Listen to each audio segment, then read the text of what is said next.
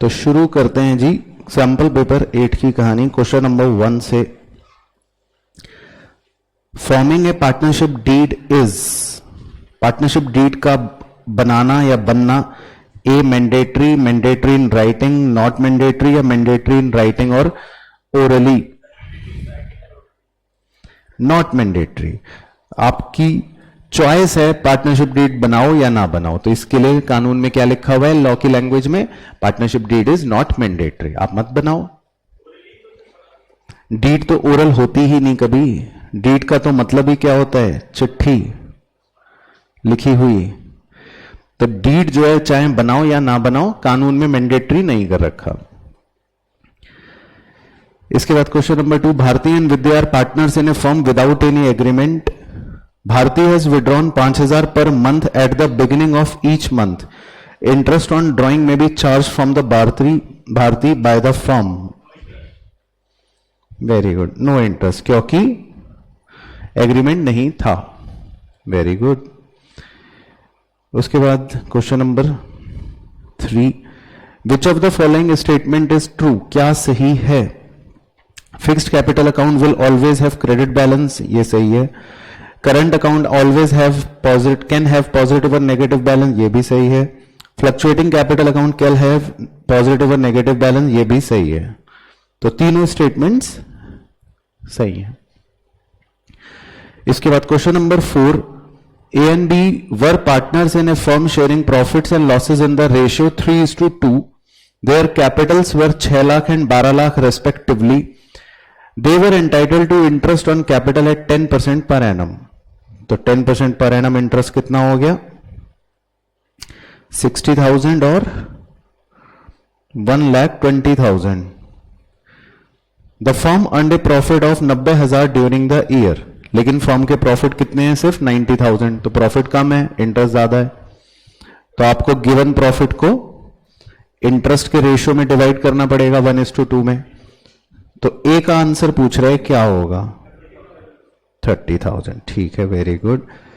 तो ए का interest on share, interest on capital का शेयर हो गया 30,000। ठीक है, तो इसकी सिंपल मैथमेटिक्स लिख लेता हूं, 90,000 into 1/3।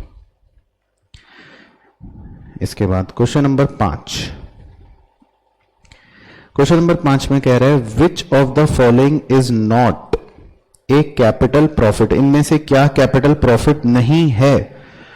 Profit on forfeiture and re issue of share, वो तो है। Security premium on issue of share, वो भी है। Profit on sale of fixed asset, वो भी है।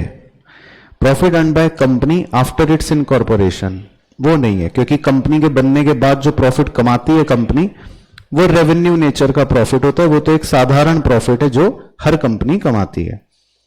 तो डी। उसके बाद number 6, security premium reserve can not be utilised for. Very good, क्योंकि सेक्शन 52 ऑफ कंपनीज एक्ट के तहत सिक्योरिटी प्रीमियम के 5 यूटिलाइजेशन दे रखे हैं। तो उनमें ए, बी और डी तो है, लेकिन सी नहीं है। पार्टली पेड बोनस शेयर्स आप इशू नहीं कर सकते। इसके बाद question number 7, R limited issued ₹10 share of ₹10 each at a premium of ₹6 per share. Amounts were payable as follows. On application 3+1, on allotment 3+2, on first and final call कितना बच गया, 4+3। ठीक है sir. Vidya a holder of 200 share fail to pay allotment and first call money. तो विद्या ने जो है application के पैसे तो दे दिए, लेकिन अलॉटमेंट और कॉल के पैसे नहीं दिए। On the forfeiture calls in arrear account will be. तो ठीक है, तो कॉल्स इन अरियर को हम क्रेडिट करते हैं पहली चीज तो ये। और कितने रुपए, जितने रुपए विद्या ने नहीं दिए। तो उसने 5 रुपए की अलॉटमेंट और 7 रुपए का फर्स्ट कॉल नहीं दिया। तो 5 और 7 12। तो 12 इंटू 200 2400। तो हमारा आंसर क्या बन गया, डी। तो हम कॉल से नरियर को 2400 रुपए से क्रेडिट कर देंगे। तो 12 रुपए विद्या ने नहीं दिए और 200 उसके शेयर्स थे। इसके बाद क्वेश्चन नंबर 8, क्वेश्चन नंबर 8 में कह रहे हैं the relation of partner with the firm is that of, सही, क्योंकि प्रिंसिपल और एजेंट दोनों हमने पढ़ रखा है, तो पार्टनर का रिश्ता जो होता है वो प्रिंसिपल और एजेंट दोनों का जैसा होता है। इसके बाद question number 9, if the capital of a partner is 1 lakh and his personal assets are 40,000 and personal liabilities are 10,000, the extent to his liability in the firm will be. तो पार्टनर की कैपिटल जो है वो है 1 लाख की, उसके पर्सनल एसेट हैं 40,000 के, उसके पर्सनल लाइबिलिटी हैं 10,000 की, तो कितने एक्सटेंट तक वो लाइबल रहेगा? The extent of his liability in the firm will B,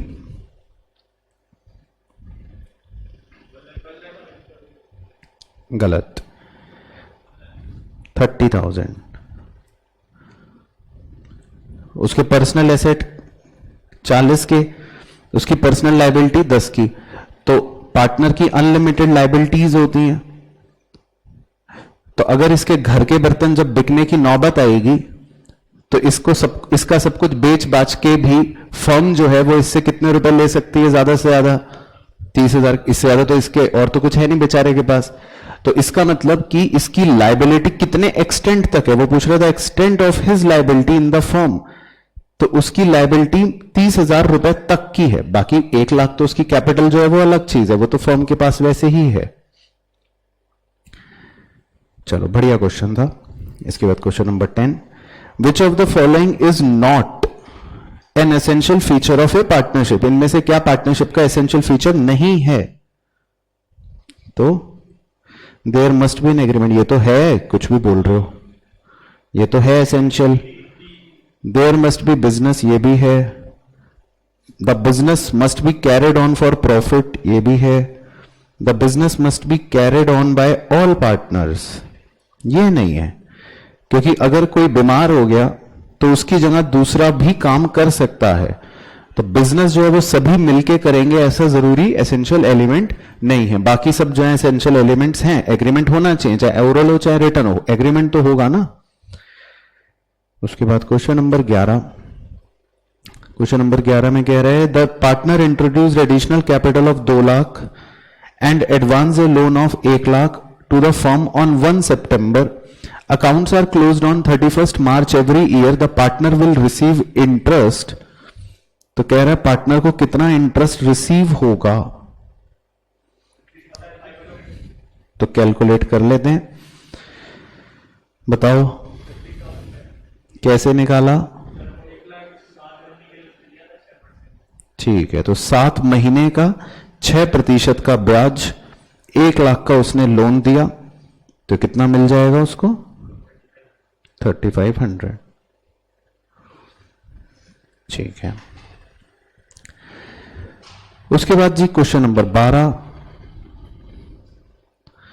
A partner withdraws 40,000 each on 1 April and 1 October, interest on his drawings at 6% per annum on 31 March will be. तो एक आदमी ने 40,000 1 अप्रैल को और 40,000 ही 1 अक्टूबर को विड्रॉ करे, तो इसको आप ये कह सकते हो कि beginning of every half year, है ना, हर आधे साल की बिगिनिंग में वो विड्रॉ कर रहा है, क्योंकि 1 अप्रैल को कर रहा है, फिर उसके बाद 1 अक्टूबर को कर रहा है, तो 6 महीने का गैप हो गया और बिगिनिंग में कर रहा है। तो आप इसमें सीधा फॉर्मूला लगा सकते हो, टोटल ड्रॉइंग्स हो गई उसकी 80,000 रुपए into rate upon 100 into beginning of every half year का एवरेज पीरियड कितना होगा? 9/12, बिल्कुल सही। तो इसको सॉल्व करके क्या आ जाएगा? 3600। और अदरवाइज अगर किसी को तकलीफ हो तो आप प्रोडक्ट मेथड से भी निकाल सकते हो, तो भी 3600 आ जाएगा अलग अलग। उसके बाद question number 13, which of the following is not incorporated in the partnership act? इसमें से क्या पार्टनरशिप एक्ट के अंदर नहीं है? प्रॉफिट और losses are to be shared equally, ये तो है। एक्ट का मतलब है कानून, जब डीड साइलेंट होती है ना, एक्ट का मतलब है कानून, जब डीड साइलेंट होता है तो उसमें प्रॉफिट और लॉस तो इक्वल है।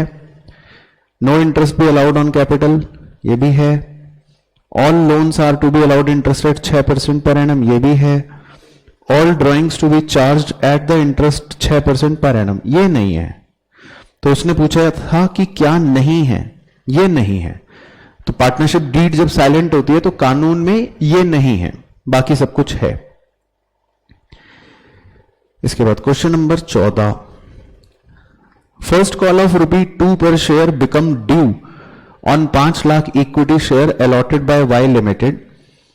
ए holder of 1000 share did not pay the first call money, ठीक है। while another holder of 600 share paid the second and final call of ₹4 along with the first call. तो मतलब इसमें दो कहानी है कि ए बदमाश तो अपने ₹2 दे नहीं रहा, तो मैं कह सकता हूं ₹2000 कॉल से अरियर है, और एक अच्छा आदमी है जिसके पास 600 शेयर्स हैं, वो अपने ₹4 फाइनल कॉल के एडवांस में दे रहा है, तो मैं कह रहा हूं 2400 कॉल्स इन एडवांस है, right. The amount to be debited to the bank on first call will be, कह रहा है बैंक में आप कितने रुपए लिखोगे,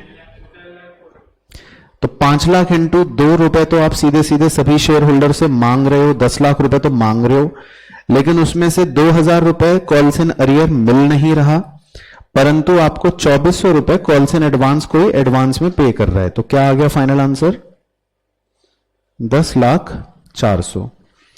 तो 10 लाख में से 2000 माइनस और 2400 प्लस, ओके। चलो इसके बाद question number 15, X Limited took over the following assets and liabilities of Y Limited. Land and building 18 lakh, ठीक है। Stock 7 lakh, debtor 2.5 lakh, creditor 2 lakh, ठीक है। तो एक बार बताओ पीसी क्या होगी। X limited paid the PC bye issuing bank draft of 17 lakh, चलो ये जोड़ते रहो, and 50,000 equity share of ₹20 each eight 10% premium. तो मतलब आप 50,000 शेयर ₹22 के हिसाब से मान लो, तो 50,000 शेयर ₹22 के हिसाब से कितना हो गया, 11 लाख। तो 11 लाख रुपए के इक्विटी शेयर और 17 लाख रुपए का बैंक ड्राफ्ट, तो कितना हो गया, दोनों को जोड़ोगे तो 28 लाख। तो वो पूछ रहा है परचेज कंसिडरेशन विल बी, तो 17 लाख रुपए का चेक हो गया और 11 लाख रुपए के इक्विटी शेयर्स हो गए, तो 28 लाख रुपए का परचेज कंसिडरेशन हो गया, ठीक है ना। इसके बाद question number 16, Ganesh limited forfeited 2000 shares of ₹20 each, 25 each, 20 called up, ठीक है, held by Riya for the non payment of allotment money of ₹10 including 5 premium. तो उसने ₹10 की अलॉटमेंट नहीं दी, और फर्स्ट कॉल ऑफ ₹6 की उसने फर्स्ट कॉल नहीं दी। तो मतलब अगर ₹20 कॉल्ड अप है, फेस वैल्यू मतलब मान लेता हूं मैं, क्वेश्चन क्लियर नहीं है तो ₹5 उसने अलॉटमेंट का दे दिया, फेस वैल्यू सॉरी नहीं दिया, और ₹6 उसने फर्स्ट कॉल का नहीं दिया, तो 5 और 6 ₹11 उसने नहीं दिए। तो 20 में से उसने 11 नहीं दिए, तो मतलब कितने दे दिए, 9 दे दिए। तो मैं ऐसा लिख सकता हूं कि मेरा ए अमाउंट जो है वो 18,000 रुपए है। क्या मैं सही सोच रहा हूं, ठीक है। Out of these 1500 shares were reissued to Jiya as 20 called up for ₹16। कह रहे इसमें से हमने 1500 शेयर्स जिया को री इशू कर दिए ₹20 कॉल्ड अप के, लेकिन ₹16 में री इशू करा, तो डिस्काउंट कितना दिया आपने, ₹4 का। तो क्या मैं बी अमाउंट 6000 लिख सकता हूं, ठीक है। अब वो कह रहा है the amount transfer to capital reserve will be, तो कैपिटल रिजर्व का फॉर्मूला लगा लेते हैं, 18,000 number of share reissued upon number of share forfeit minus B amount 6000। तो इसको सॉल्व करके कितना आ गया, 7,500, ओके। तो कैपिटल रिजर्व का आपका आंसर आ गया 7,500, ठीक है। उसके बाद question number 17, Rupa limited forfeited 500 share of ₹100 each fully called up on which ₹30,000 has been paid. तो रूपा लिमिटेड के 500 शेयर 100 रुपए के फुल्ली कॉल्ड अप वाले फोरफीट हुए, तो 500 इंटू 100 मतलब शेयर कैपिटल डेबिट 50,000 हुआ होगा, और कह रहे हैं 30,000 रुपए पे हो गए, तो शेयर फोरफीचर में 30,000 रुपए आपने क्रेडिट कर दिए होंगे। फिर वो कह रहे हैं 400 ऑफ दीज शेयर्स वर री इशूड फॉर ₹34,000। अब आपने 400 शेयर्स री इशू करे, तो इसका मतलब शेयर कैपिटल में आपने क्रेडिट करा होगा 40,000, और कह रहा है री इशू आपने करे 34,000 के, तो डिस्काउंट कितने रुपए दिया होगा आपने? 6,000। तो शेयर फॉरफीचर अकाउंट में आपने 6,000 डेबिट कर दिया होगा, राइट? और कैपिटल रिजर्व में आपने कितने रुपए ट्रांसफर करे होंगे? Share forfeiture account debit to capital reserve निकालना जरा। कैपिटल रिजर्व में कितने रुपए ट्रांसफर करे होंगे आपने? 30,000 into number of share reissued upon number of share forfeit minus B amount. तो इसको सॉल्व करके क्या आ गया? इसको सॉल्व करके 24 माइनस 6 18,000। तो आपने 18,000 रुपए शेयर फोरफीचर से कैपिटल रिजर्व में ट्रांसफर कर दिए होंगे। क्या मैं सही बोल रहा हूं? यहां तक ठीक है? यहां तक कोई परेशानी किसी को पहले? ठीक है। अब ध्यान से मेरी बात सुनना। आप फोरफीचर की एंट्री में शेयर फोरफीचर अकाउंट को क्रेडिट कर चुके हो 30,000, राइट? उसके बाद री इशू की एंट्री में आपने फोरफीचर को डेबिट कर दिया है 6,000, और फिर कैपिटल रिजर्व की एंट्री में आपने शेयर फोरफीचर को डेबिट कर दिया है 18,000। ठीक है, तीनों हाईलाइटेड क्लियर हो गए। तो अब आपने क्रेडिट कर रखा है 30,000 रुपए, और 16 और 18 आपने डेबिट कर रखे हैं 24,000 रुपए। तो अब इस खाते में क्या बैलेंस बच रहा होगा? 6,000। तो वो ये पूछ रहा है what is the net balance in share forfeiture account. तो शेयर फोरफीचर अकाउंट में 6,000 रुपए बैलेंस बच रहा होगा। बिल्कुल। तो ये तो मैं आऊंगा अब, ये तो मेरा अब आऊंगा कि अब हम एक स्टेप में अगर करना होता तो कैसे करते, पहले मैंने पूरा समझा दिया। तो आपको बैलेंस इन शेयर फोरफीचर अकाउंट का शॉर्टकट सिखाई रखा है, क्या है? जितने शेयर रीइशू नहीं हुए और हमें कितने रुपए मिले थे इनसे? 60। तो आप डायरेक्टली ऐसे भी कर सकते थे, है ना? तो पेपरा वही है, बाकी मैंने समझाया इसलिए ताकि आपको पूरी बात समझ आ जाए। क्वेश्चन हमसे फोरफीचर अकाउंट के बैलेंस के बारे में जान रहा था। इसके बाद क्वेश्चन नंबर 18, इसमें क्या कह रहे हैं? Swati and Aman were partners in a firm. Their fixed capital were 9 lakh and 3 lakh respectively. They shared profits in the ratio of their capital, यानी 3:1. Divya was admitted as new partner for 1/3 share in the profits of the firm. Divya brought her share of goodwill premium in cash, out of which 45,000 were credited to the current account of Swati. ठीक है। The amount of goodwill premium brought in by Divya was, चलो कैसे करें जी? तो दिव्या नई partner आ रही है 1/3 share के लिए, तो इससे क्या निकाल सकते हो आप? और लिखा है दिव्या अपना गुडविल का प्रीमियम का शेयर जो भी लाई, उसमें से 45,000 रुपए जो हैं वो स्वाति के करंट अकाउंट में गए हैं। तो मैं थोड़ा सा इसमें समय लूंगा, कॉन्सेप्ट्स क्योंकि हैं इस वजह से। तो जब नई पार्टनर आती है तो आपने वैसे कॉन्सेप्चुअल एंट्री ये लिख रखी होती है कि वो अपने साथ जितना प्रीमियम लेकर आती है तो आप उसके लिए ये एंट्री करते हो, और फिर इस प्रीमियम को आप डिवाइड कर देते हो किसके बीच में? टेक्निकली ओल्ड पार्टनर्स के बीच में, लेकिन किस रेशियो में? सैक्रिफाइसिंग रेशियो में, राइट? तो स्वाति और अमन के बीच में ये जो भी प्रीमियम फॉर गुडविल बटा होगा, ये किस रेशियो में बटा होगा? सैक्रिफाइसिंग रेशियो में बटा होगा।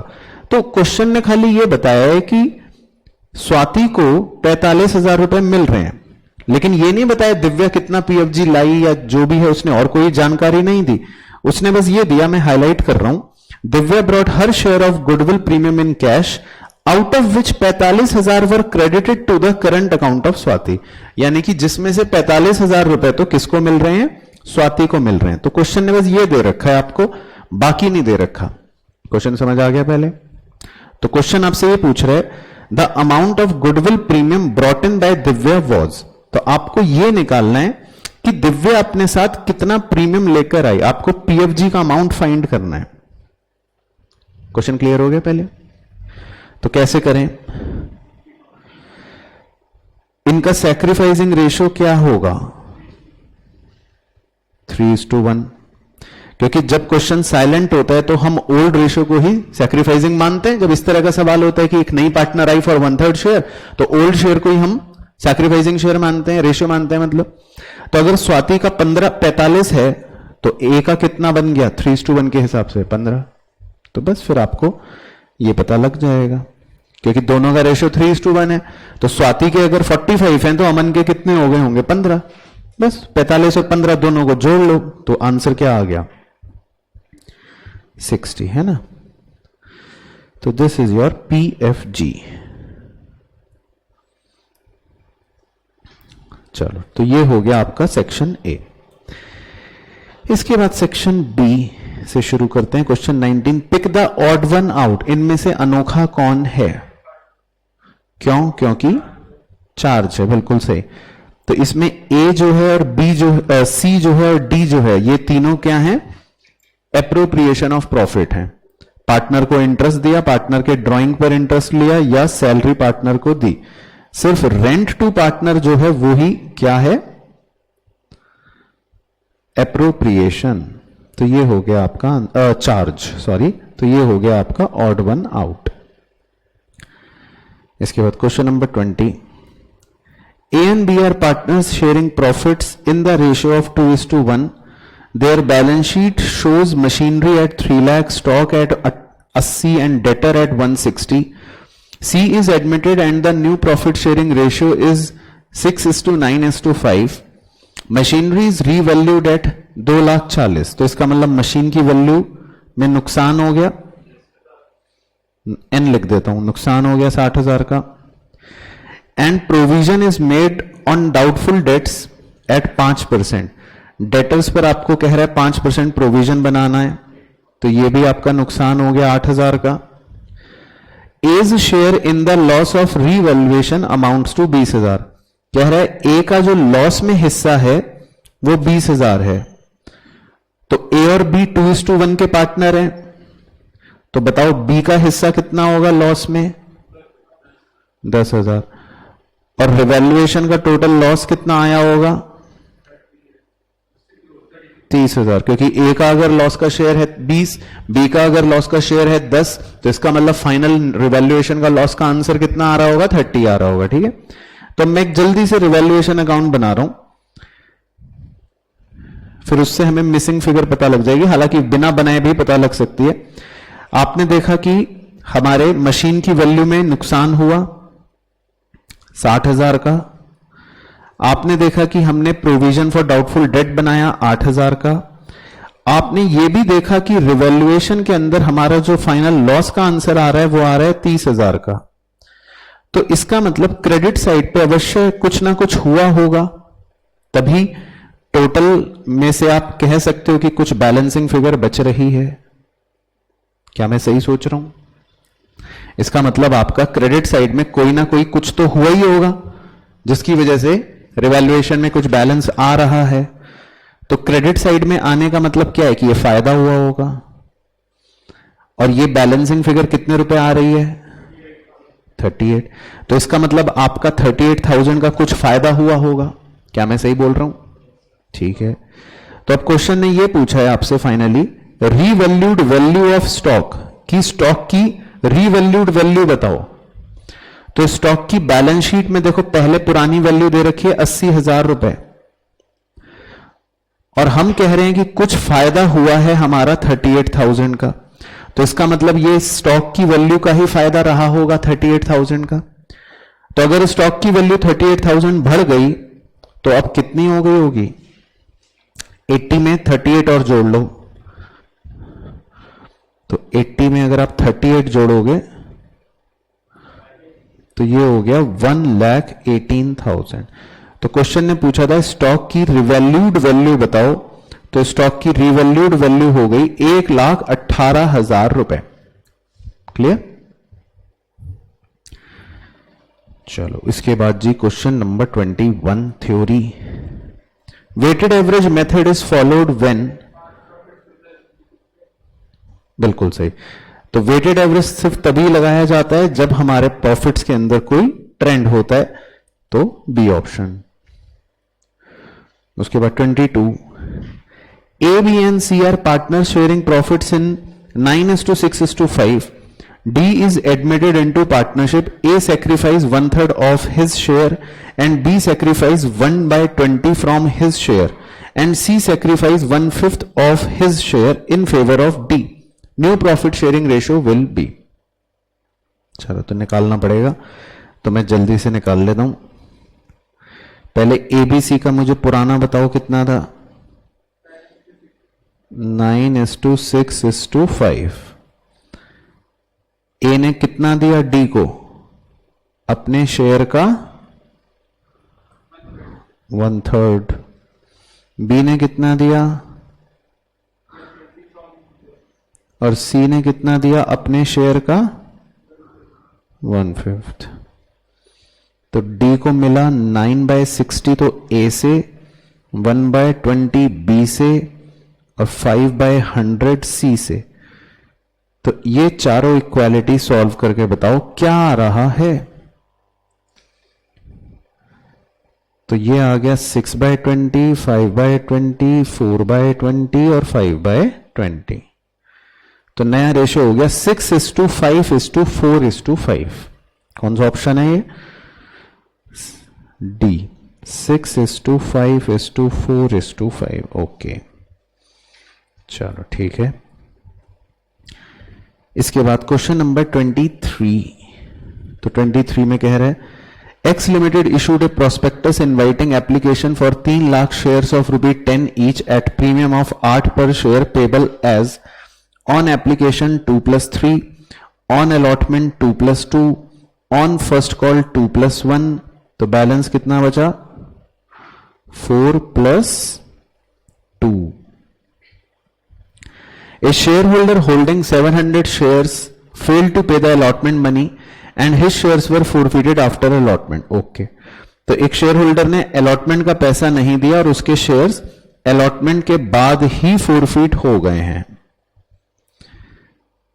In the entry of forfeiture of share capital account will be debited. तो आप शेयर कैपिटल अकाउंट को डेबिट कितने रुपए से करते हो? जो भी कॉल्ड अप फेस वैल्यू होती है। तो कॉल्ड अप फेस वैल्यू कितने रुपए है? 2 और 2 4। 2 रुपए एप्लीकेशन है और 2 रुपए अलॉटमेंट है ना, फेस वैल्यू, इंटू 700 शेयर। तो कितना आ गया? सी, 2800। तो 2800 रुपए आप शेयर कैपिटल अकाउंट में डेबिट कर दोगे। तो छोटी सी मैथमेटिक्स बन गई, 4 × 700। इसके बाद question number 24। Ganesh Electric Limited invited application for issuing 2.5 lakh shares of 50 रुपए each at par. The amount was payable as follows: 20-20-10. Application were received for 3 lakh shares. Full allotment was made by the applicant for 50,000 share. तो 3 lakh total चिट्ठियां मिली company को, जिसमें से 50,000 applicants को तो पूरे 50 मिल गए। And pro rata allotment was made to the remaining applicants. तो 2.5 लाख एप्लीकेंट्स को 2 लाख शेयर्स दे दिए होंगे। All the calls were made and were duly received accept first and final call from Karan who was allotted 2000 shares on pro rata basis. तो करण के पास 2000 shares हैं, उसने final call या मतलब फर्स्ट एंड फाइनल कॉल के पैसे नहीं दिए। His shares were forfeited. The amount credited to share forfeiture account will be. तो very simple, share forfeiture account में क्या क्रेडिट करते हो आप? जितने रुपए उसने दे दिए। तो उसने कितने रुपए दे दिए? 20 और 20 40 रुपए दे दिए। तो 2000 × 40 कितना आ गया? 8 और 80। ठीक है। उसके बाद next question number 25। Z Limited invited applications for issuing 2 lakh equity share of ₹10 each at a premium of ₹5 per share. The amount was payable as follows: on application 3+2, on allotment 3+1, on first call 2+1, on second call 2+1.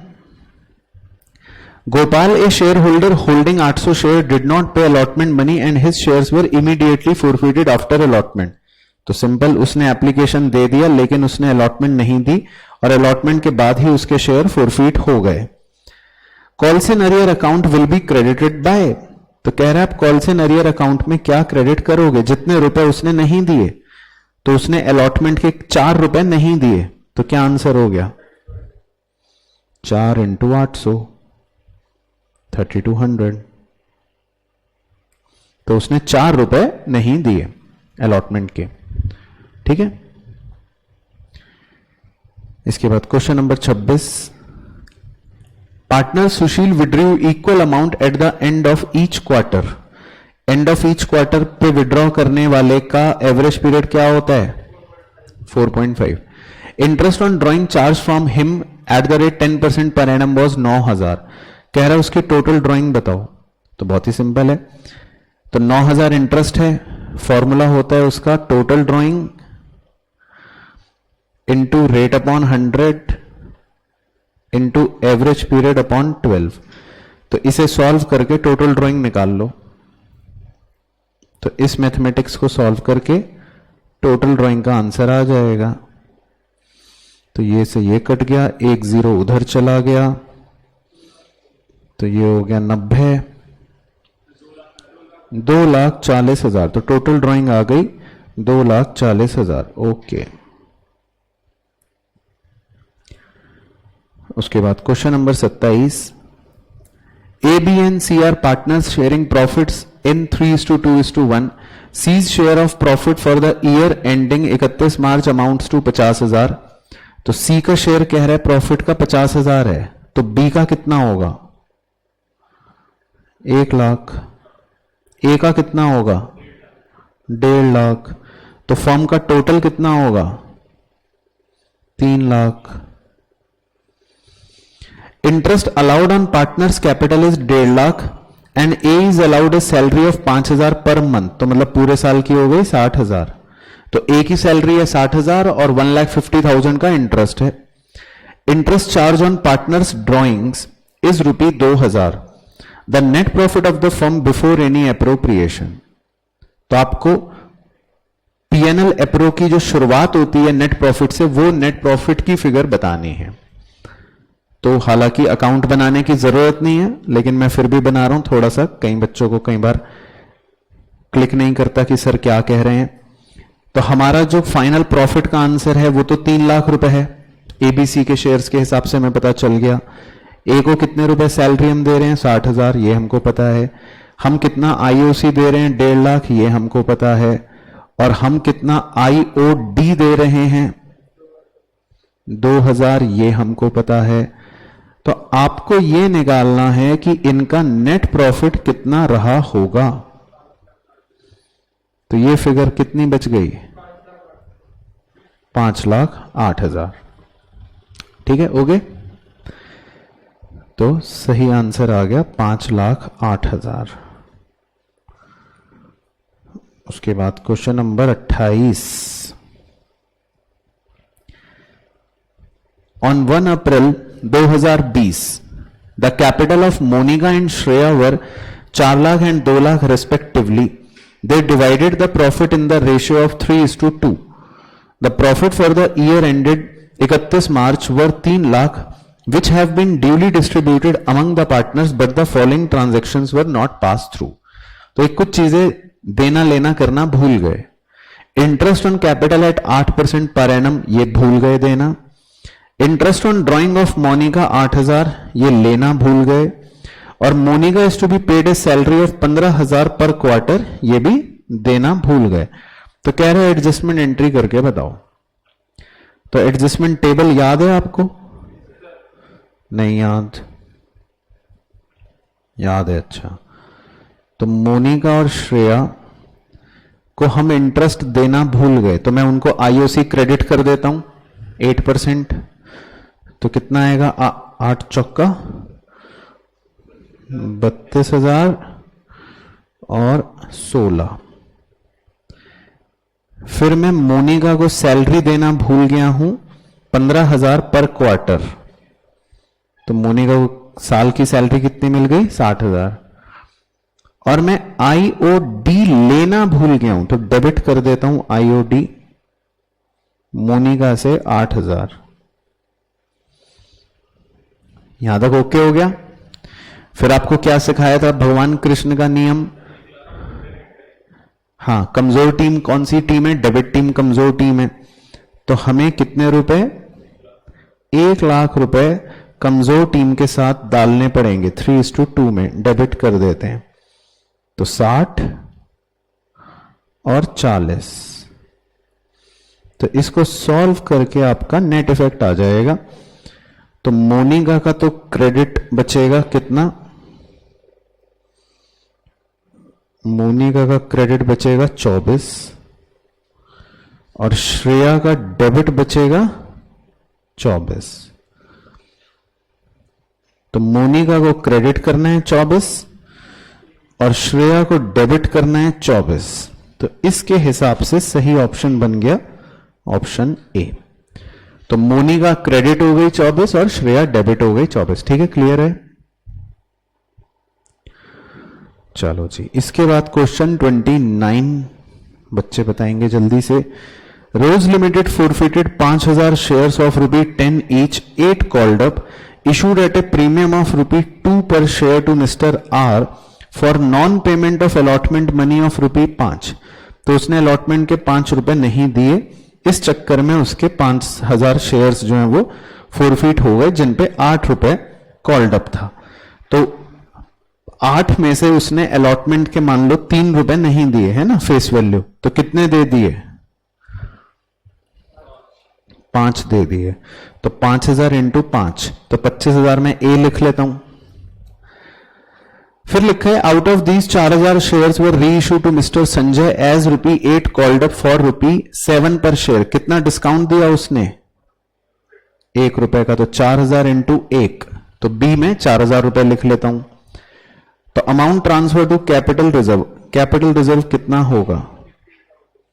तो लगा दिया formula, A amount into number of shares reissued divided by number of shares forfeit minus B amount. तो इसको solve करके कितना आ रहा है? 16। तो 16,000 इज योर आंसर। ओके, चलो जी, इसके बाद question number 30। Chandra Paints Limited invited application for issuing 4 lakh shares of ₹100 each at par. Amount is payable 40, 30, 30. Application were received for 5 lakh shares. Application for 20,000 shares were rejected. तो 5 लाख में से 20,000 तो reject हो गई। Full allotment was made to the applicants for 80,000 shares. 80,000 shares को full allotment मिल गए। And pro rata allotment were made to the remaining applicants. तो इसका मतलब रिमेनिंग 4 लाख एप्लीकेंट्स को कंपनी ने 3/20 शेयर्स दे दिए होंगे। तो ये हो गए जी प्रो राटा कैटेगरी वाले लोग। All the calls were duly made and were duly received except the first and final call from Somesh, who applied for 5,000 shares and was allotted shares under pro rata category. तो बताओ, रमेश ने 5,000 shares के लिए apply करा, तो उसको कितने share allot हुए होंगे? 4,000। पक्का? ठीक लग रहा है शक्ल से। तो उसको 4,000 शेयर्स अलॉट हुए होंगे। तो कह रहे हैं हिज शेयर्स वर फोरफिटेड, उसके शेयर्स फोरफिट हो गए। ठीक है ना। तो भाई उसने देखो एप्लीकेशन दे दी, अलॉटमेंट दे दी, लेकिन फर्स्ट कॉल के पैसे नहीं दिए, तो उसके शेयर फोरफिट कर दिए। Amount credited to share forfeiture account will be, तो उसमें हम सीधा सीधा देख सकते हैं कि उसने कितने रुपए दिए हमको? 70 रुपए दिए, और 4,000 शेयर हैं, तो 70 इंटू 4,000, 7 चौका 28, तो 2,80,000। उसके बाद 31, तो दो स्टेटमेंट्स हैं, आपको ABCD में से सही बताना है। Capital reserve can be utilize to write off revenue losses, false, तो ऑप्शन डी सही हो गया। तो असर्शन ही आपको गलत दे रखा है, तो कैपिटल रिजर्व को हम कभी भी रेवेन्यू लॉसेस को राइट ऑफ करने के लिए इस्तेमाल नहीं कर सकते। कैपिटल रिजर्व का यूटिलाइजेशन रिस्ट्रिक्टेड होता है। उसके बाद 32, which of the following is not a capital profit, क्या कैपिटल प्रॉफिट नहीं है? Profit prior to incorporation of the company तो है, profit from sale of fixed asset भी है, premium on issue of shares भी है, compensation received on the termination of contract ये नहीं है। तो अगर किसी ने हमारे साथ कोई कॉन्ट्रैक्ट टर्मिनेट कर दिया तो हमने उससे बदले में कुछ कॉम्पनसेशन ले ली, तो ये कैपिटल प्रॉफिट नहीं है, ये तो एक नॉर्मल व्यापारिक प्रॉफिट है। उसके बाद 33, PQR are partners sharing profits in the ratio 4:3:2. They decide to share profits equally. General reserve appeared in the books at 54,000, which they do not want to disturb. तो एडजस्टमेंट एंट्री क्या होती है conceptually? सही, gaining to sacrificing. तो अब हमारे पास old share है 4:3:2, तो वो मैं लिख लेता हूं, और न्यू शेयर है इक्वल, वो भी मैं लिख लेता हूं 1:1:1। तो ये बताओ कि कौन पार्टनर क्या कर रहा है? P सैक्रिफाइस कर रहा है कितना? 1/9, और Q कुछ नहीं कर रहा, और R गेन कर रहा है। तो कॉन्सेप्चुअल एंट्री बन गई R2P, और अमाउंट हो गया 54,000 इंटू 1/9 मतलब 6,000। तो R2P कौन सा ऑप्शन है? D, R डेबिट 6,000 और P क्रेडिट 6,000। डी ऑप्शन जो है इसका मतलब सही ऑप्शन बन गया। उसके बाद जी 34, Amrita and Chahat were partners in a firm with capitals of 5 lakh and 4 lakh respectively. They admitted Varsha as new partner for 1/4 share in the future profits of the firm. Varsha brought 4.5 lakh as her capital. Varsha acquired her share as 1/12 from Amrita. तो उसने 1/12 तो अमृता से लिया, तो इसका मतलब remaining कितना बच गया उसका? रिमेनिंग बच गया उसका 2/12, तो वो उसने चाहत से लिया होगा भाई, क्योंकि वर्षा का शेयर 1/4 दे रखा है। मैं 1/4 को 3/12 लिख सकता हूं क्या? एक ही बात है ना, 3/12 शेयर लिख सकता हूं। तो अगर वो 1/12 अमृता से ले रही है तो चाहत से कितना ले रही होगी? 2/12 ले रही होगी। तो मैंने ऐसे वैसे लिख लिया। तो वो पूछ रहे हैं Amrita share of goodwill will be, तो बस हमको तो खैर गुडविल निकालनी है अमृता की। चलो, तो क्या थे स्टेप्स? सबसे पहले वर्षा की capital into reciprocal of her share, तो कितना आ गया? ये हो गया स्टेप 1 टोटल कैपिटल। उसके बाद स्टेप 2 नेटवर्थ। नेटवर्थ के लिए क्या करना है अपने को? तीनों पार्टनरों की कैपिटल जोड़नी है। तो अमृता की 5, चाहत की 4, वर्षा की 4.5, तो 5, 4 और 4.5 13.5। तो ये हो गई नेटवर्थ। तो इसका मतलब गुडविल कितनी आ गई? 4.5। तो इसके अंदर क्या पूछ रहा है वो? वर्षा का शेयर पूछ रहा है या खाली गुडविल पूछ रहा है? वर्षा की पीएफजी पूछ रहा है। तो इसका 1/4 शेयर निकाल दो तो क्या आएगा? 1/4 आएगा पीएफजी में 1,12,500 और सैक्रिफाइसिंग रेशियो क्या था उन दोनों का? 1:2 था ना सैक्रिफाइसिंग रेशियो, वो हमने डिस्कस कर ही लिया था अमृता और चाहत का। तो क्वेश्चन ने ये पूछा है बताओ अमृता को कितना गुडविल मिलेगा। तो खाली आपको अमृता का हिस्सा निकालना है। तो अगर आप अमृता का हिस्सा निकालना चाहते हो तो ये कितना आ जाएगा? 37,500। तो मुझे भी सही लग रहा है शक्ल से 37,500। तो अमृता का शेयर आ जाएगा गुडविल में 37,500। ओके,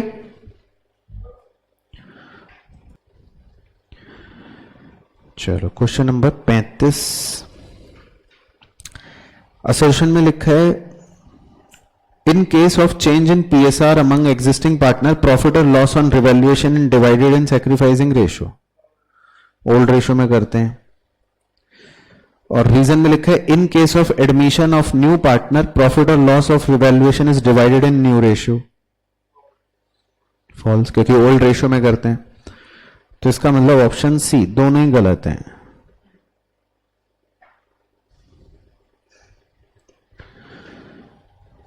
इसके बाद question number 36, last question section B का। तो असर्शन में पूछ रहे रिवैल्यूएशन अकाउंट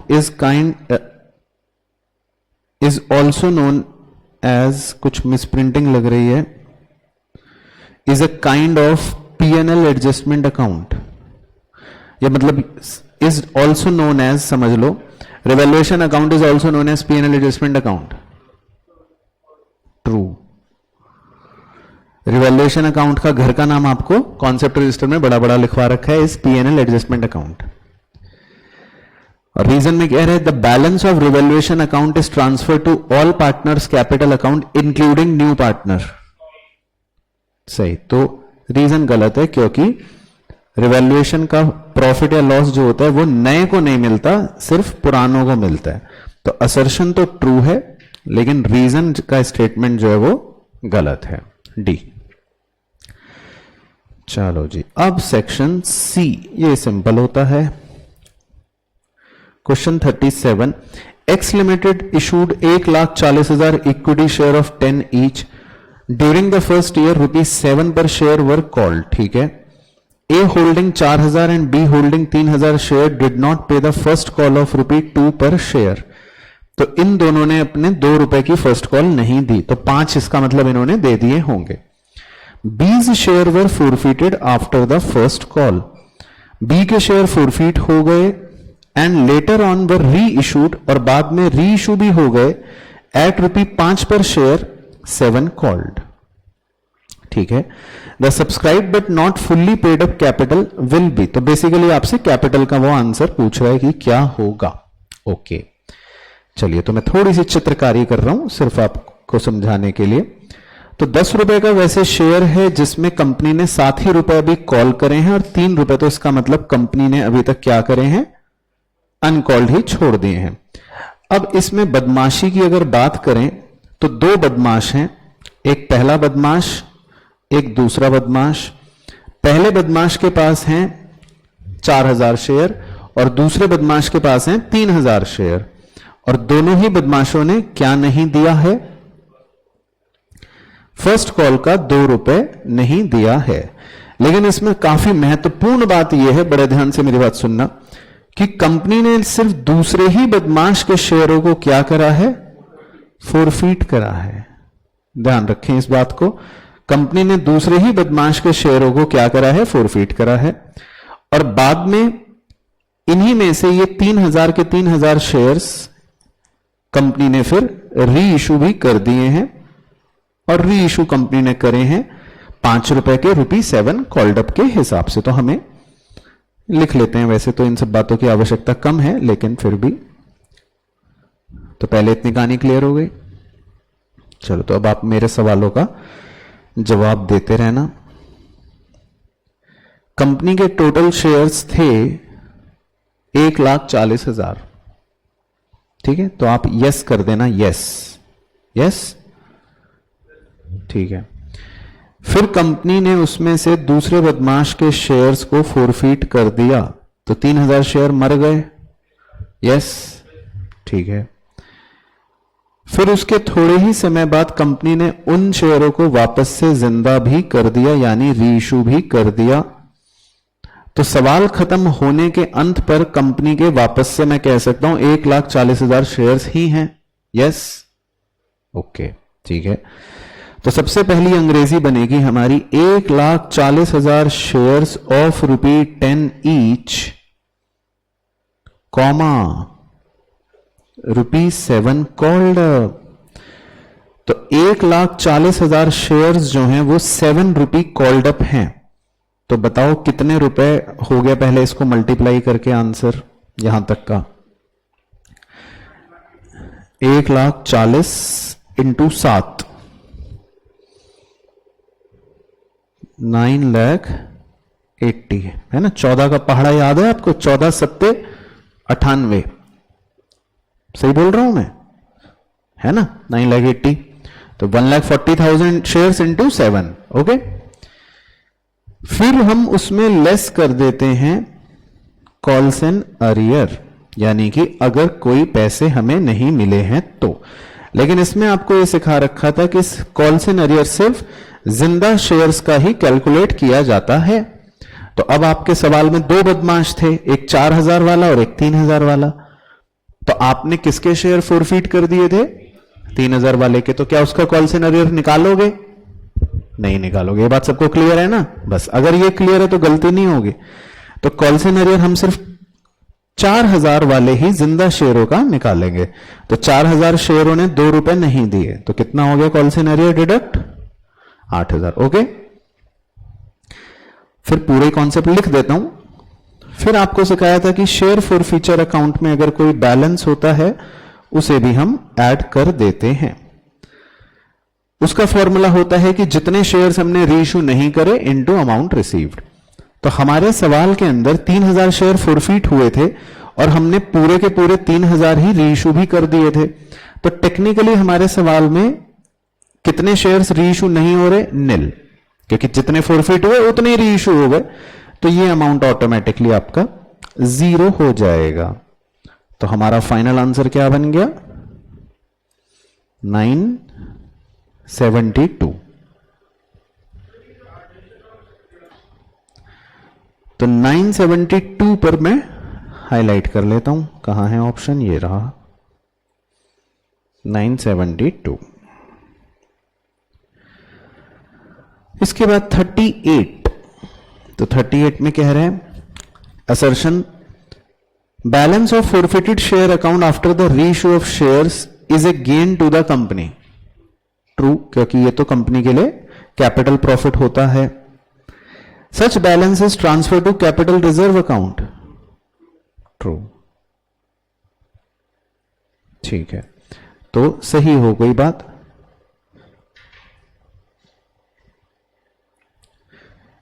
इसके बाद नेक्स्ट 39, वो एक केस बेस्ड पर आधारित होगा, तो केस पढ़ लेते हैं। PQR are partners in a firm sharing profits in the ratio 3:3:2. On 1 April, they decided to share profits equally. On the date, following balances appeared in their books. WCR, तो ये मजदूर वाला मटका। IFR, ये investment वाला मटका। और investment की cost 6 lakh. Based on the above information, you are required to answer the following alternatives. ठीक है, very simple. If the claim on the workman compensation is estimated at 48,000, तो मजदूर के हाथ कट गए और उसने 72 में से 48 का तो क्लेम मांग लिया, तो कितने रुपए बचे? 24,000। तो वो 24,000 हम किन्हें दे देंगे? PQR को ओल्ड रेशियो में 3:3:2 में। तो अब आपको सही ऑप्शन चूज करना है। तो 24,000 को PQR में बांटो, तो D 9,9,16। क्लियर हो गया? उसके बाद question number 40। If investment is valued at 4.5 lakh, तो भाई इन्वेस्टमेंट की कॉस्ट थी 6 लाख की। कह रहा है इसकी इन्वेस्टमेंट की वैल्यू अब 4.5 लाख हो गई, कितनी गिरावट हो गई? 1,50,000 की गिरावट हो गई। आपके मटके में कितना था सिर्फ आईएफआर वाले में? मात्र 30,000 था। तो अगर मटके से आप अपने नुकसान को एडजस्ट करोगे भी तब भी आपका एक्स्ट्रा नुकसान कितना हो गया? 1,20,000। तो उसको जो आप रिवैल्यूएशन में डेबिट कर दोगे। तो अब आप ऑप्शन पढ़ लो। तो कह रहा है then in respect of investment, तो हम अपने इस रिवैल्यूएशन के लॉस को किनके बीच में डेबिट करेंगे? PQR के किस रेशो में? ओल्ड रेशो में। तो क्या ऑप्शन बन गया सही? डेबिट P 45, Q 45 और R 30, 3:3:2। तो हम 1,20,000 को PQR के 3:3:2 रेशो में डेबिट कर देंगे। इसके बाद 41 कह रहा है if goodwill of the firm is valued at 240, firm की गुडविल वैल्यू हुई 240, तो आप इसमें क्या करोगे? कॉन्सेप्चुअल एंट्री क्या होती है? Adjustment entry, gaining partner debit to sacrificing, बिल्कुल सही। तो अब आप गेन कौन कर रहा है ये बताओ? 3/2, ये तो है ओल्ड शेयर और नया शेयर था इनका इक्वल। तो कौन क्या कर रहा है? P सैक्रिफाइस कर रहा है, Q भी सैक्रिफाइस कर रहा है और R गेन कर रहा है। तो कॉन्सेप्चुअल एंट्री क्या बननी चाहिए? R debit to P to Q। तो एक ही ऑप्शन है जिसमें R को डेबिट दे रखा है। कौन सा ऑप्शन है? C। तो आपको वैसे ही पता चल गया। तो R debit to P to Q, C option में इसका मतलब सही हो गया। चलो जी, पार्ट 2 में चलते हैं। अब इंटरेस्टिंग सवाल, question 42, match the following. Number 1, selling expense plus administrative expense, very good. Gross profit minus operating expense, very good. Net purchase plus carriage inward, ठीक है। तो BAC, C, BAC। उसके बाद 43, trade investments appear in companies balance sheet under the sub head. तो trade investments को हम कहां show करते हैं? नॉन करंट इन्वेस्टमेंट, क्योंकि ये माना जाता है लंबी अवधि की होते हैं।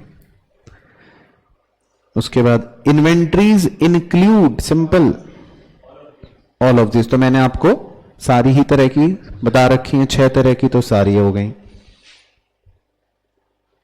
उसके बाद question 45, liquid asset of a company are 15 lakh and current liabilities are 20 lakh, which of the following will increase the liquid ratio. तो ऐसी कुछ मनगढ़ंत फिगर ले लेते हैं, आपसे पूछ लेंगे। BR एंडोर्स टू क्रेडिटर, हमने अपने एक बिल रिसीवेबल एक क्रेडिटर को दे दिया, तो इससे तो एसेट कम हो जाएगा, मतलब न्यूमरेटर कम हो जाएगा और लायबिलिटी बढ़ जाएगी, और लायबिलिटी भी सॉरी कम हो जाएगी, डिनोमिनेटर भी कम हो जाएगा। तो अगर मान लो ये अमाउंट होता 5 लाख, फॉर एग्जाम्पल इस ऑप्शन का अमाउंट होता 5 लाख, तो आपके अब लिक्विड एसेट्स रह जाते 10 लाख सिर्फ, और आपकी करंट लायबिलिटी रह जाती है 15 लाख सिर्फ, ठीक है। तो इसके हिसाब से आपका अब नया रेशो 0.66 आता। और वैसे एक बार ओरिजिनल रेशो भी निकाल लो, 15 लाख अपॉन 20 लाख 0.75। तो ए ट्रांजैक्शन से तो रेशो साहब डिक्रीज हो रहा है, तो ए तो ऑप्शन नहीं होएगा, ठीक है। बी में क्या लिखा है? बी में लिखा है sale of goods costing 1 lakh at a loss of 40,000। तो आपने गुड्स जो हैं वो बेच दिए हैं 1 लाख रुपए के, तो आपके स्टॉक में से 1 लाख रुपए कम हो जाएंगे।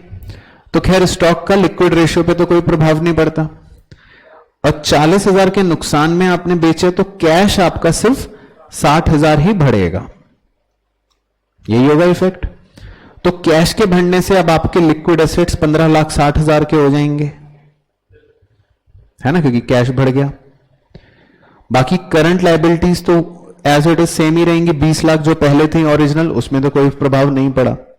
तो बी ट्रांजैक्शन की वजह से आपका न्यूमरेटर बढ़ रहा है ओनली, तो इसका मतलब बी ट्रांजैक्शन की वजह से रेशियो इंक्रीज हो जाएगा। तो अब सी और डी इसलिए मैं नहीं पढ़ रहा, तो बी आंसर आ गया। चलो उसके बाद 46 में आपको मैच बताने हैं। ट्रेडमार्क्स, ठीक है। कंप्यूटर सॉफ्टवेयर, ठीक है। वर्क इन प्रोग्रेस, इन्वेंट्री होता है तो करंट एसेट। तो बी बी सी, तो इसमें ऑप्शन कुछ गड़बड़ दे रखे हैं, तो मैं अपनी तरफ से लिख देता हूं, ठीक है, बी बी सी। उसके बाद 47 में सिंपल असर्शन ने लिखा है receivable turnover ratio is calculated on the basis of cost of revenue from operation. False, क्योंकि उसमें तो हम नेट क्रेडिट सेल्स लेते हैं, है ना, क्रेडिट आरएफओ लेते हैं। और रीजन में लिखा है provision for DD is not deducted from trade receivables while calculating trade receivable turnover ratio. True, ये आपको मैंने काफी इंपॉर्टेंस के साथ बात बता भी रखी है कि ट्रेड रिसीवेबल टर्नओवर रेशियो निकालने के टाइम पर पीडीडी डिडक्ट नहीं करते, लेकिन करंट रेशियो निकालने के टाइम पर पीडीडी को डिडक्ट करते हैं। तो रीजन ट्रू हो गया, तो सही आंसर बन गया डी। तो ए गलत है, आर ट्रू है। उसके बाद 48 में पूछ रहा है assertion interest on calls in advance is shown under the head current liability. Calls in advance का जो इंटरेस्ट होता है उसे हम करंट लायबिलिटी में शो करते हैं। फॉल्स, क्योंकि interest on calls in advance तो हमारे लिए खर्चा है, हमें तो देना होता है, 12% पर एनम हमें पे करना होता है ना। तो ओहो ट्रू, सॉरी, हाँ देना होता है, तो ये हमारे लिए करंट लायबिलिटी की तरह बैलेंस शीट में प्रेजेंट भी हो रहा होता है। तो एक एस्पेक्ट होता है डेबिट की खर्चा है हमारे लिए क्योंकि हमें देना होता है, और दूसरा एस्पेक्ट होता है कि हमारे लिए लायबिलिटी है तो देना होता है, करंट लायबिलिटी। फिर रीजन में लिखा है calls in advance is added to the subscribed capital while preparing balance sheet. False, हाँ ये फॉल्स है क्योंकि हम कॉल्स इन एडवांस को ऐड नहीं करते, इनफैक्ट कॉल्स इन एडवांस को तो हम अलग से बैलेंस शीट में करंट लायबिलिटी की तरह शो करते हैं। तो ए करेक्ट है लेकिन आर इनकरेक्ट है, तो डी ठीक है। उसके बाद जी सेक्शन बी, बस फिर खत्म हो जाएगा। तो 49 equity share capital 30 lakh, reserve and surplus 10 lakh, debenture 10 lakh, current liability 6 lakh, debt equity ratio will be. तो डेट इक्विटी रेशियो के लिए आपको non current liability upon share holder fund करना है। नॉन करंट लायबिलिटी कितनी है? सिर्फ डिवेंचर, और शेयर होल्डर फंड कितना है? रिजर्व और सरप्लस और इक्विटी शेयर यानी 40 लाख। तो 10 लाख बटे 40 लाख 0.25:1, ठीक है। इसके बाद 50 रेवेन्यू फ्रॉम ऑपरेशन यानी कि sales 8 lakh, gross profit is 25% on cost. ध्यान रखना ग्रॉस प्रॉफिट 25% ऑफ कॉस्ट है, कॉस्ट का मतलब होता है COGS है। Office expense 25,000, selling expense 15,000, loss on sale ये एक नॉन ऑपरेटिंग एक्सपेंस है। तो operating ratio will be, operating ratio का फॉर्मूला क्या होता है? ठीक है, तो ऐसा करते हैं पहले COGS निकाल लेते हैं, ठीक है ना। तो RFO का एक फॉर्मूला होता है COGS प्लस GP। RFO आपको दे रखा है 8 लाख, COGS मैंने X ले लिया, तो GP कितना हो जाएगा? COGS का 25% यानी X का 25%। तो मैं ऐसा भी लिख सकता हूं कि 8 लाख बराबर है इसके तो इससे मैं x की वैल्यू सॉल्व कर लूंगा, यानी कि मेरा COGS आ जाएगा, वो कितना आएगा 640। ओके, 640 ही आ रहा है, 640 ही आ रहा है, ठीक है। तो इसका मतलब मेरा COGS हो गया 640। अब आप ऑपरेटिंग रेशियो का फॉर्मूला मुझे बता सकते हो। ऑपरेटिंग रेशियो का फॉर्मूला क्या होता है? COGS plus operating expense upon RFO into 100। COGS कितना निकाल लिया हमने? 640। तो COGS की जगह लिख देता हूं 640। ऑपरेटिंग एक्सपेंस कितने हैं? ऑपरेटिंग एक्सपेंस कौन से होते हैं? ऑफिस एक्सपेंस और सेलिंग एक्सपेंस। तो 25 और 15 40। और RFO कितने हैं? 8 लाख। तो 680 बटे 8 लाख कितना हो गया? 85% लग रहा है शक्ल से, बाकी आप क्रॉस चेक कर दो। 680 बटे 8 लाख इंटू 100, 85। ठीक है, तो 85%। ओके। और अगर क्वेश्चन पूछता ऑपरेटिंग प्रॉफिट रेशियो इस कंपनी का, तो 15%। ठीक है, चलो इसके बाद जी 51, current liabilities including bank OD 5 lakh, trade receivable 480, patents 40, cash at bank 80, inventory including loose tools. तो अब हम क्या करें? तो मैं इन्वेंट्री की वैल्यू 640 ले लूं, ठीक है।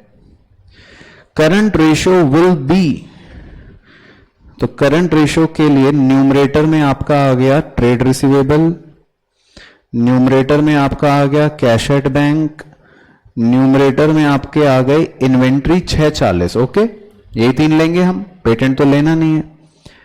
Divided by liabilities, current liabilities में आपका नीचे आ गया 5 लाख, वो तो गिवन ही है। तो न्यूमरेटर कितना हो गया? 12 लाख बटे 5 लाख, तो 12 बटे 5 2.4:1। ठीक है, तो ये हो गई इसकी सिंपल मैथमेटिक्स। इसके बाद 52,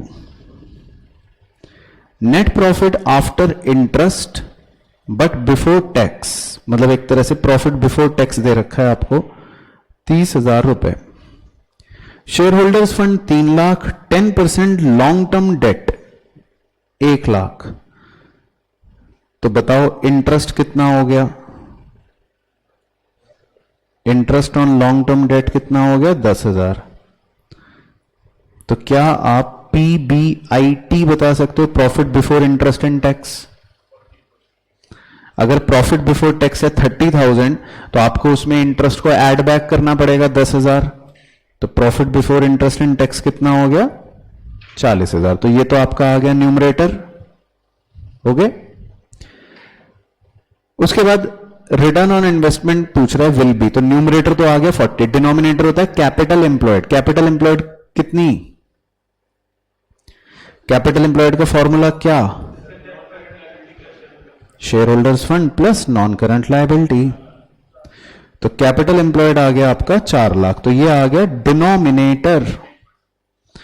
तो न्यूमरेटर अपॉन डिनोमिनेटर इंटू 100, 10%। सही। तो 40,000 बटे 4 लाख इंटू 100, 10%। परफेक्ट। तो इसमें टैक्स रेट जो है वो बेवकूफ बनाने के लिए दे रखा था। चलो जी, उसके बाद 53, equity share capital 12 lakh, okay. General reserve 5 lakh, okay. DRR 1 lakh, okay. PNL का बैलेंस ये ब्रैकेट में दे रखा है, तो इसका मतलब डेबिट बैलेंस है, तो हम शेयर होल्डर फंड में कह सकते हैं कि ये माइनस है 2 लाख। तो एक बार शेयर होल्डर फंड बताना कितना हुआ इन सबको जोड़ के? 12 lakh plus 5 plus 1 minus 2, 16 lakh. फिर प्रोप्राइटरी रेशियो दे रखा है 0.2:1। प्रोप्राइटरी रेशियो का formula, very good, proprietary ratio का formula shareholder fund upon total asset. तो शेयर होल्डर फंड तो 16 लाख हैं, टोटल एसेट्स हैं पता नहीं, 0.2:1। तो वो आपसे पूछ रहा है टोटल एसेट्स बताओ। तो इसको सॉल्व करोगे तो 16 लाख डिवाइडेड बाय 0.2 कितना आ गया टोटल एसेट? 80 लाख। ठीक है, वेरी गुड। तो 16 लाख डिवाइडेड बाय 0.2, 80 लाख। इसके बाद क्वेश्चन नंबर 54,